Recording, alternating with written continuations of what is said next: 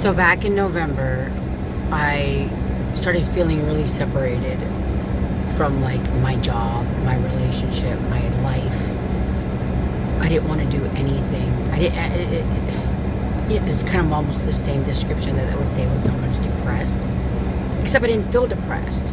I just felt disinterested in all of those things. It just didn't fit anymore. And so I kind of just clung to God harder, like constantly talking about it, constantly like filling every empty moment with biblical lessons, watching sermons, watching videos of other people, like just doing Bible studies, and constantly in prayer, just constantly like trying to figure out what is he trying to show me. And that really started in the summer, and then November came and I started getting these messages, like just complete synchronicities, like over and over again, like pack light, pack light, pack light. And then before I knew it, the pressure was so ridiculous that I got up and I started cleaning my house out, like drawers and stuff, like things that you probably use 2 or 3 times out a year, but they're kind of expensive. So you don't want to throw it away because you will end up needing it and you don't have to go out and buy it again. And then like my kids' stuff, I just started cleaning out clothing. I mean, seasonal stuff. I live in Alaska, so it's just like one of those things where it's time to do it anyway. And so I started feeling really good about how things were looking in the house. I was like, all right, it looks great. It won't be too hard to move if I had to move. And as soon as I felt that relief, within a week I got it again. And it was just like, pack lighter. You're not bringing anything but your papers. And I'm like, okay, well, I'm going to need clothes. And it was just heavy. Like, now, do it now. And at that point, from summertime, I went from having a ton of overtime and making plenty of money to make the mortgage for my duplex to November 1st, just 40 hours of seasonal work. And that made a huge cut on my income. And by December, January, the stress was getting ridiculous. And I kind of just lost my mind where I just snapped. And my boyfriend finally was just like, okay, I'm going to raise the rent. I'm going to pay you this, and I'm going to tell the roommate to pay this much. And we're going to help you. I wish you had told us sooner. And I'm just like, well, you know, it's my house. I have to cover the difference. And summertime, I was able to do that. So it just felt like, okay, this was the answer to it. But then in the same moment, he was like, I think we should sell. And I felt like majority of the weight of the stress that was leading up to that point off of my shoulders. And the next day, or that same night, I text my real estate agent. He's actually a friend. I just texted him. I was like, hey, we need to talk about selling. So he called me the next day and he was like, I'm coming tomorrow. And it was Thursday, and now it was Friday, and then Saturday he was coming. I was like, well, thank God we cleaned everything out already. And so he came in and he gave us a bunch of pointers, and I was like, okay, now it makes sense why God was saying pack light, because now we're going to be moving. And where we're at, houses are like super thin for sale.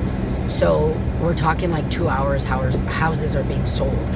I don't think that's going to happen for me because I have a duplex, but being prepared for that really eases the stress. So anyway, fast forward to now, it's now May 4th. And I have been still being told, why haven't you packed light yet? I still have my kids' beds. I'm like, well, they got to sleep. I've gotten rid of most of the things. We're just waiting for free trash day to be done, because that's when like everybody goes. I think that's tomorrow, actually.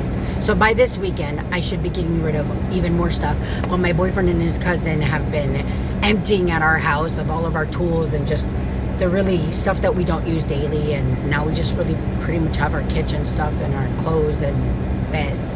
And it's such a great relief. But anyway, God has been putting it on me so heavily to pack light. And mentally, I'm like, all right, I'm going to spend the summer in Hawaii at my best friend's house. She's pregnant with her seventh boy. And it's just going to be so great. We're going to be with the cousins all summer. And it would be such a relief to just not worry about money.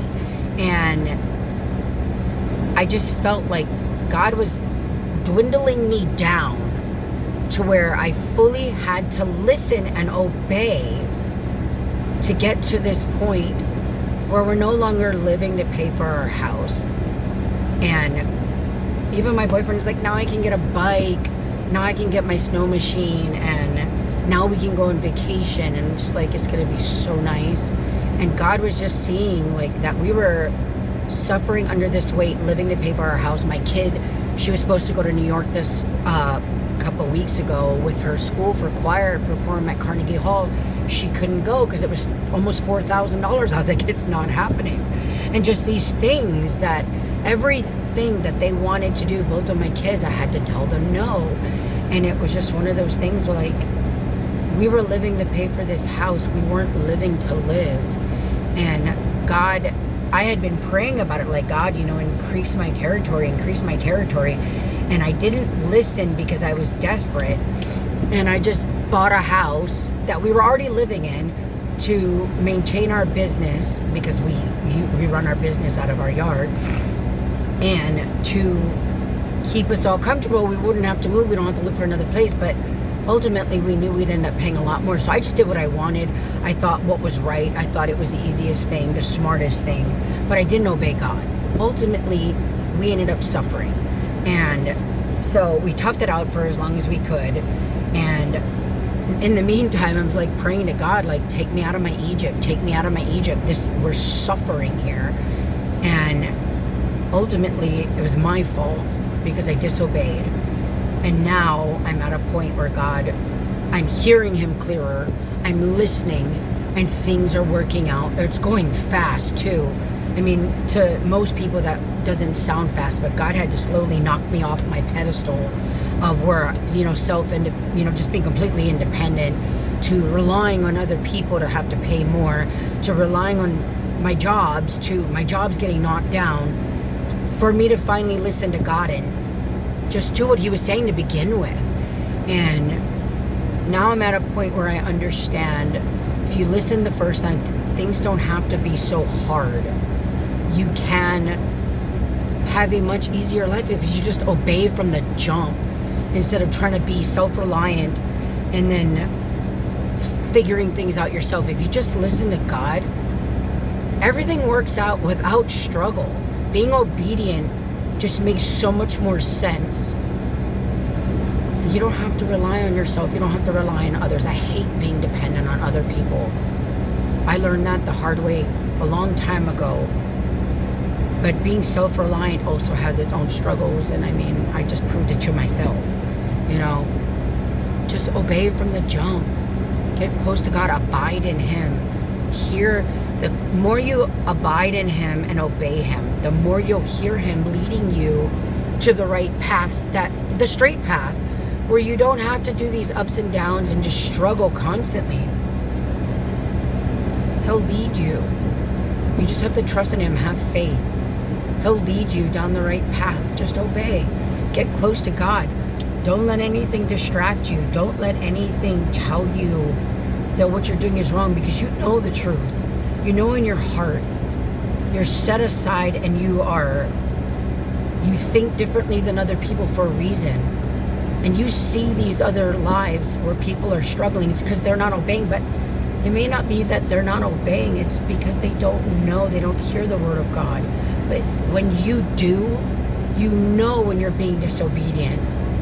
You know when you're being self-reliant. You know when you should have done something else, because the repercussions are immediate. The closer you are to him, the more you hear him. Thank him before your prayers are answered. Believe that he will answer it. He will show you the way. Don't rely on yourself. Rely on God. He said, seek and you shall find. Ask and you shall receive. Seek and you shall find. Knock and the door will be open. You have to believe that. You really, truly do. Otherwise, you're just leading yourself, and that leads to heartache and trouble that you don't even have to deal with. You don't even have to go through all of that if you just listen the first time. And I wish I had, because I wasted probably 3 or 4 years of struggling because I thought I could. I should have just trusted God from the beginning instead of myself. All right, have a good day.